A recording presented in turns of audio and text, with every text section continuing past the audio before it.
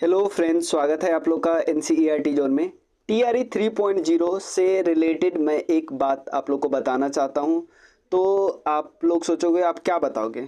आप बताओगे कि ईओयू का इन्वेस्टिगेशन कहां तक पहुंचा, बीपीएससी के कितने लोग पकड़े गए, या एग्ज़ाम कब होगा। नहीं, मैं ऐसा कुछ नहीं बताऊंगा क्योंकि एग्ज़ाम का किसी को कुछ पता नहीं।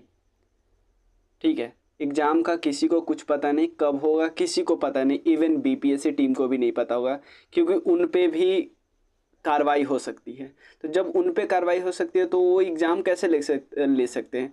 उनके हाथ में ही नहीं होगा अभी एग्ज़ाम लेना। इन्वेस्टिगेशन के कंप्लीट होने से पहले एग्ज़ाम थोड़ी हो सकता। तो क्या करें, पढ़ाई छोड़ दे? तो पढ़ाई डेट आने के बाद ही तो करना है ना। डेट एग्ज़ाम का एक बार डेट आ जाएगा, डेट के 15 दिन बाद एग्ज़ाम हो जाएगा होगा, तब से हम लोग पढ़ना स्टार्ट कर देंगे। तब तक क्या करते हैं, डेली 10-20 वीडियो देखते हैं, या ये देखते हैं कि ईओयू का कहाँ तक काम पहुँचा। ईओयू ज़्यादा से ज़्यादा आपको क्या काम दिया था पता है? उन्होंने एक टोल फ्री नंबर दिया था और ईमेल आईडी दिया था, जो आपको इन्फॉर्मेशन है आपको बताना था। इससे ज़्यादा आपसे कुछ भी कोई टाइम नहीं मांग रहे, 1 मिनट ज़्यादा टाइम नहीं मार रहे। फिर भी आप लोग बहुत सारे वीडियो, मैंने बहुत को देखा है कि बहुत सारे वीडियो मतलब पढ़ाई लिखाई अब छोड़ दिए, मतलब कॉपी किताब रख दिए कि अब एग्ज़ाम जैसे टल ही गया। अब खुद सोचो, मैं एक एग्जांपल देता हूँ, आपका एग्ज़ाम कितने महीने टला है? ज़्यादा से ज़्यादा 1 महीने या 2 महीने।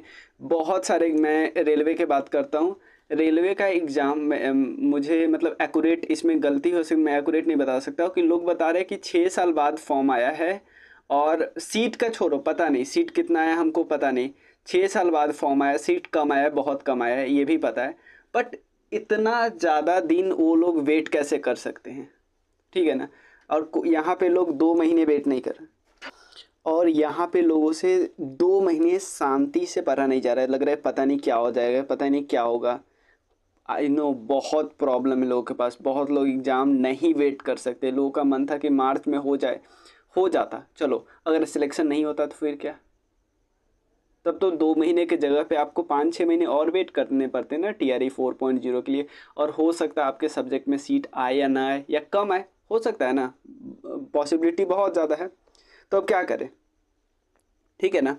मतलब कि या तो हम लोग क्या देखते हैं, दो चीज़ देख रहे हैं इस बीच, ईओयू का इन्वेस्टिगेशन कहाँ तक पहुँचा कि हर पेपर के क्लिप। और आप मेरे चैनल पे देखो, मैंने एक वीडियो ऐसा नहीं बनाया। लोग एक छोटे से छोटे पेपर को और सब बनाते हैं, जो मान लो जो मीडिया वाले हैं, कुछ चैनल अपने आप को बिल्कुल मीडिया वाले बोल रहे हैं, तो वो करते तो ठीक है ना। वो और लेकिन और बिना बात का कोई मतलब कि कोई इन्फॉर्मेशन है ही नहीं। सब डेट तो सब चला दिए जून में होगा। भाई ये ऐसे डेट थोड़ी होता है। डेट आपको एक्यूरेट पता होता थोड़ी है किसी को। मतलब अगर कोई ऑफिशियल आएगा तो हम लोग को पता चल ही जाएगा ना। अब मान लो 10 चैनल ने, 10 या 50 चैनल ने चला दिया कि जून में होगा, जून में एग्जाम, और फिर हम सबका वीडियो देख रहे हैं, क्या कोई बता देगा? कोई उसमें से बता देगा कि हाँ 12 जून का होगा, या 14 जून को होगा, 16 जून को होगा? किसी को नहीं पता ना। ठीक है। अब क्या है, मेरा मेरा एडवाइस एक बहुत इंपॉर्टेंट एडवाइस है, प्लीज़ मानो। क्यों? क्योंकि मैं खुद टीआरई 2 से बाहर हुआ हूँ। ठीक है, जैसे एग्जांपल लेते हैं, और बहुत कम मार्जिन से बाहर हूँ। मैं कैसे बाहर हूँ वो भी मैं बताऊंगा, और क्यों क्यों मेरी गलती है वो भी मैं बताता हूँ। देखो, मैं एक एग्जांपल लेता हूँ क्योंकि हम लोग जिस सब्जेक्ट से, वो एग्जांपल लेता हूँ। कंप्यूटर साइंस में टोटल 909 सीट है। क्लियर? तो हमको लगता है यार 909 बहुत ज़्यादा है, मेरा तो हो ही जाएगा। सिंपल समझो ना, हाँ मेरा तो हो ही जाएगा। और और हमें पता है बहुत सारे क्या कन्फ्यूजन है, बहुत सारे कन्फ्यूजन है कि यार टीआरई 2.0 में बहुत सारे बच्चों को हो गया, तो जो अच्छे बच्चे होंगे जिसका मार्क्स ज़्यादा आने वाला था उनका तो हो गया, तो जो जो वही बच्चे बचे हैं जो थोड़े कमज़ोर बच्चे हैं, इसलिए मेरा तो हो ही जाएगा, मेरा 80+ आता है तो मेरा हो ही जाएगा। ऐसा बिल्कुल भी नहीं है भाई, मेजॉरिटी का नहीं हुआ है, मेजॉरिटी बचे हुए हैं, सब बचे हुए हैं। कैसे सब बचे हुए हैं? आपको पता है स्टेट, मैं कंप्यूटर साइंस की बात करता हूँ, उसमें ज़्यादातर सबसे ज़्यादा फॉर्म 2 कैटेगरी का भरे हुए हैं, बीसी और यूआर। कौन भरे हुए हैं? बीसी भरा हुआ है और यूआर भरा हुआ है। ये कैटेगरी और एक कैटेगरी, और उसके बाद एक कैटेगरी। और हुआ किसका है सबसे ज़्यादा पिछले बार में? एससी का ज़्यादा हुआ। एससी का मेजॉरिटी सीट पे हूँ, ये दोनों बचे हुए, तो इन दोनों में कंपटीशन इस बार भी वही रहना है। सिंपल समझा ना। और वो लोग टोटल सीट कितना है 909, ठीक है। इसलिए आपको अभी से पढ़ना स्टार्ट करना ही होगा, नहीं तो आपका सीट कोई खा जाएगा। जैसे मैं एग्जांपल लेता हूँ, मेरा नंबर था 51 और 33, यानी टोटल 84 मार्क्स होगा। ये कंप्यूटर में बहुत बहुत बहुत बहुत एवरेज मार्क्स है, ठीक है ना। मैं बहुत दिन से कंप्यूटर को छुआ नहीं था, एकाएक बहुत पढ़ा, लेकिन फिर भी अगर ये कोई 1 महीने पढ़े ना, फिर भी बहुत बेसिक मार्क है। जीएस तो मेरा स्ट्रांग था ही, करंट अफेयर्स को नहीं मैंने पढ़ा था, तो फिर भी 33 आया। और एक चीज़ मैं और बताना चाहता हूँ, जीएस पोर्शन आसान था, इसलिए मेरा भी 20 आ सकता था। और बहुत ज़्यादा टफ पूछता तो मेरा भी 20, मेरा भी 15 आ सकता था, अगर बहुत ज़्यादा जीएस को टफ करता तो, ठीक है ना। जीएस आसान था, इसीलिए मेरा भी 33 आया। ऐसा नहीं कि मैं जीएस में हमेशा ले आऊँगा 35 33, अगली बार होगा तो भी मैं 33 है, नहीं, मेरा भी हो सकता है। मतलब मैं मान के चलूँ कि यार 25 से कमेंगे नहीं, क्योंकि मेरा प्रिपरेशन अच्छा है, 25 30 हो सकते हैं। बट बहुत ज़्यादा टफ कर दिया तो कम ही हो सकते हैं, 15 भी आ सकते हैं, काहे नहीं आएगा, ठीक है। और बट ये मार्क्स बहुत कम है, किसी कोई अगर सब्जेक्ट मैटर का बैठा तो ये मार्क्स कम है, इसमें मुझे बनाना था। और पता है क्या हुआ, मेरा मार्क्स था 84 और 83 ईडब्ल्यूएस का कट ऑफ गया था। तो मेरे पास ईडब्ल्यूएस बनाया था, मैं कुछ कन्फ्यूजन में नहीं रहा। क्या कन्फ्यूजन है मैं वो भी बताता हूँ। मुझे कन्फ्यूजन था कि स्टेट के फॉर्म में कोई यूआर भरता है ना, तो वो बीपीएससी के फॉर्म में भी यूआर ही भरना था। लेकिन मुझे बाद में रियलाइज़ हुआ कि स्टेट में यूआर ही होता है, वहाँ पे ईडब्ल्यूएस को यूआर ही काउंट करते हैं, तो मैं डाल दे सकता था। बट लोग ये बोल रहे हैं, मतलब मेरे जो करीबी है वो बोले भाई डाल देता, भाई डाल देता। लेकिन मेरा माइंड में क्या चलता है पता है, कि 91 क्यों नहीं आया, क्योंकि 91 कट ऑफ था ना, तो 91 92 93 या 94 क्यों नहीं आया, या उससे ज़्यादा क्यों नहीं आया, 100 क्यों नहीं आया, ठीक है। तो इसीलिए, और कारण क्या है, lack of revision. Lack of revision क्यों, क्योंकि लगता था यार हो जाएगा, आराम से हो जाएगा।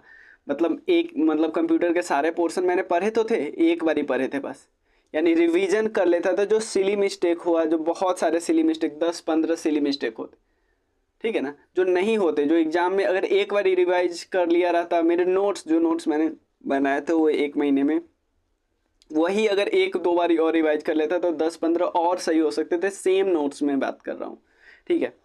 तो लैक ऑफ रिवीजन, तो इसीलिए टाइम लगता है। तो आपको ये पढ़ना पड़ेगा, आपको पढ़ना स्टार्ट कर दो। बहुत लोग बिल्कुल छोड़ चुके हैं। मैं मानता हूँ कंप्यूटर साइंस में मेजॉरिटी, जैसे बहुत सारे वर्किंग होते हैं, मेजॉरिटी, ठीक है ना, जैसे मैं भी काम करता हूँ अलग उसके अलावे, लेकिन पढ़ना तो पड़ेगा ना। और ये जो मैं बोल रहा हूँ ना, ये मैं अपने आप को ही बोल रहा हूँ, ठीक है ना। ये ऐसा नहीं मैं सिर्फ बोल रहा हूँ आपको, नहीं, मैं अपने आप को बोल रहा हूँ। ये सबके लिए वैलिड है। बहुत एनर्जी डाउन हो गई है, छोड़ चुके हैं पढ़ाई बहुत लोग, मेजॉरिटी। और एक चीज़ मैं आपको बताऊं, जैसे कंप्यूटर साइंस में 909 सीट है ना, भाई 909 लोग तो पढ़ ही रहे होंगे, ये आपको मान के चल रहा होगा। आपका जिससे कंपटीशन है ना, आपको ये मान के मत चलो कि यार अभी तो सब छोड़े हुए, नहीं, 909 लोग तो पढ़ ही रहे होंगे ना। मान लो 15,000 10 15 हज़ार लोग हैं, ठीक है ना, जिसमें सीरियस अगर मान लो 3 4 हज़ार सीरियस थे, मतलब जिनका हो सकता था, ठीक है, जिनका टीआरई 2 में भी हो सकता है कोई लक के कारण 1 2 क्वेश्चन या इधर उधर हो के कारण नहीं हो पाया, या कुछ भी हो, या सीट बहुत कम था जनरल बीसी वगैरह में, और भी कैटेगरी में, तो इसके कारण नहीं हुआ। तो फिर भी 909 लोग तो पढ़ ही रहे होंगे ना, ये को मान के चलना पड़ेगा, इतने लोग तो पढ़ ही रहे होंगे ना, तो इनका होगा ना। आप पढ़ोगे तो आप इनको पीछे कर दोगे, नहीं तो ये तो ले ही जाएंगे ना, पढ़ रहे हैं ना भाई, ठीक है। अब बोलोगे यार नहीं होगा, तो कोई दिक्कत नहीं, टीआरई 4 तो जून में होगा, 2 महीने वेट कर लेंगे, जुलाई अगस्त आराम से। 24 अगस्त को टीआरई 4 का डेट दिया ही हुआ है, पता है कितना सीट आएगा, नहीं पता ना। 909 के लिए कितना लोग तरस रहे थे कि 1000 आ जाए, 1000 आ जाए, 1000 नहीं पता ना, हमें पता ही नहीं कितना सीट आएगा। और उसके बाद मान लो इसका सीट टीआरई 4 में 11 12 में सीट नहीं आएगा, तो क्या आप इतना मूड बनाए हो कि यार हम 11 12 के टीचर बनेंगे, उसके बाद आपको 6 to 8 में कंप्यूटर का टीचर बना दिया जाए, आपके स्किल के साथ खिलवाड़ नहीं होगा। शांति से जाओ ना 11 12 वाले में, या जिसमें जो में भी आप जाना चाहते हो। सिंपल मत है, कोई अगर बीटेक किया हो 6 to 8 को कंप्यूटर पढ़ाने जाएगा, वो बहुत ज़्यादा स्किल के साथ खिलवाड़ होगा। सिर्फ टाइम है ना, 909 लोग तो पढ़ ही रहे होंगे ना, तो आप उसमें घुसो ना, ठीक है ना, इसीलिए ठीक है। और एक और चीज़ पता है कितना सीट आएगा ना, उसका तो पता नहीं, बट नए बच्चे आ जाएंगे जो स्टेट अभी दे रहे हैं, वो तो बच्चे आएंगे ही आएंगे, जिनको अभी नहीं मौका मिला है, जिनको अपीयरिंग के नाम पे नहीं मौका मिला है, ठीक है, वो तो आएंगे ही आएंगे। तो इसीलिए आपका कंपटीशन टीआरई 4 में तो बहुत बहुत बहुत एक्सेस बढ़ने वाला है। मैंने एक वीडियो बनाया था बहुत पहले कि टीआरई 3 कैसे टीआरई 2 से टफ हो गया, लेकिन वो स्टेट वाले बच्चे नहीं आए थे इसीलिए, क्योंकि लेकिन अब अगर टीआरई 4 में तो आएंगे ही आएंगे ना, इसलिए शांति से क्या करो, आराम से पढ़ाई करो और वीडियो देखना बंद करो, ठीक है ना। मैंने देखो मैंने क्या बनाया है, मैं जो वीडियो बनाया वो बिल्कुल पढ़ाई का बनाया हूँ। एक तो मैंने क्या बनाया, जीएस पोर्शन है, मॉडर्न हिस्ट्री में मैंने एक वीडियो बनाया जिसमें टीआरई 1 टीआरई 2 के जितने भी पेपर हुए हैं सबके जीएस से मॉडर्न हिस्ट्री के जो जो क्वेश्चन आए हैं सबको मैंने एक वीडियो में डाल दिया है। साइंस का भी मैं कर दिया, ठीक है, और ज्योग्राफी का भी मैं करने वाला हूँ। तो आप लोग ये नहीं देखोगे, पता है मुझे नहीं पता, ये नहीं देखोगे आप, आराम से नहीं देखोगे। आप क्या देखोगे, ये 1 घंटे, आप 1 घंटे में एक कवर हो जाएगा पूरा साइंस, क्या क्या पेपर आया है इसमें। हम टीआरई 3 6.6 to 8 का ना ये भी डाले, आप ये भी नहीं देखोगे। आप क्या देखोगे, यार एग्ज़ाम कब होगा उससे रिलेटेड वीडियो। कोई किसी को कुछ नहीं पता। हम यार अभी सिंपल समझो, जो आपका एग्ज़ाम लेने वाली जो ऑर्गेनाइजेशन, उनको नहीं पता, ठीक है ना। अभी अभी यार देखो, अगर अब ध्यान से सुनो, अभी किसी के बीपीएससी अगर चाह भी लेना कि एग्ज़ाम लेना, तो पहले ये उनको करने नहीं देगी, भाई तुम पे तलवार लटक रही है, अभी तुम कुछ नहीं करवा सकते, ठीक है। उसके बाद अगर ईओयू भी तैयार हो जाए, बीपीएससी भी तैयार हो, गवर्नमेंट तैयार होगा कि नहीं पता नहीं। गवर्नमेंट तैयार हो जाए कि यार करवा देते हैं एग्जाम, भाई गवर्नमेंट के लिए सबसे पहले समझो, चुनाव इम्पॉर्टेंट है, चुनाव का फेयर होना इम्पॉर्टेंट है, चुनाव फेयर होना चाहिए, ठीक है ना। एग्जाम भी फेयर होना चाहिए, बट चुनाव में मतलब किसी में कुछ कुछ कॉम्प्रोमाइज़ नहीं होना चाहिए। बट इसके फेयर होने के लिए अभी इलेक्शन कमीशन ऑफ इंडिया अपने किसी मेंबर को छुट्टी देगा कि यार बीपीएससी का एग्ज़ाम लेना। इलेक्शन कमीशन इंडिया को पता ही नहीं होगा कि बीपीएससी में बीपीएससी कोई टीचर का, मैं एग्जाम्पल ले रहा हूँ, उनको क्या लेना देना, वो एक अलग सेपरेट बॉडी है। वो अपने काम में किसी को, अपने काम से किसी को छुट्टी देगा, उनको अपना काम प्रायोरिटी है ना। उनको तो नहीं पता बीपीएससी का एग्ज़ाम लीक हो जाता है। वो बोला नहीं, उनके लिए क्या है कि मेरा इलेक्शन एकदम बहुत बहुत बहुत फेयर होना चाहिए, ठीक है।